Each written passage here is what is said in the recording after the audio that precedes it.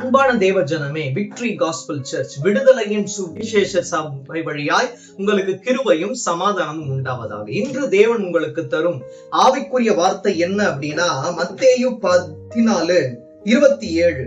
உடனே இயேசு அவர்களோட பேசி, திடன் கொள்ளுங்கள், நான் தான், பயப்படாதிருங்கள் என்றார்.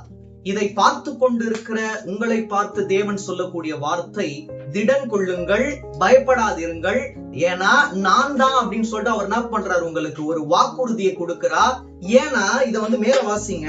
அவர் கடலின் மேல் நடக்கிறதை சீஷர்கள் கண்டு கலக்கமடைந்து ஆவேசம் என்று சொல்லி பயத்தினால் அலறினார்கள். சில நேரங்கள்ல தேவன் நம்மளோட வாழ்க்கையில ஒரு கடலை போல துன்பங்களை நம்மளோட வாழ்க்கையில அவர் ஏற்படுத்தும் போது அதை பரீட்சைன்னு சொல்லிட்டு நம்ம என்ன பண்ணணும், புரிஞ்சுக்கணும். நம்ம எப்படி இருக்கணுமா, ஒரு மாதிரி பயந்து அப்படி இருக்க கூடாது, பயப்படாது இருக்கணும். ஏன்னா நான் தான் அப்படின்ற அவர் தான் நம்மளோட வாழ்க்கையில சில நேரங்கள்ல பிரச்சனைகளை அனுமதிப்பார். அது நம்மளோட வாழ்வை கெடுக்க அல்ல, நம்மளோட வாழ்க்கை ஒரு மாதிரி கீழே அமர்த்த அல்ல, அது நம்மளோட வாழ்க்கையை உயரத்தை கொண்டு போக. அதனால தேவன் உங்களுக்கு சொல்ற விஷயம், திடன் கொள்ளுங்கள், நான் தான் சொல்றாரு. என்ன ஆனாலும் கவலைப்படாதீங்க, அவர் இருக்கார்.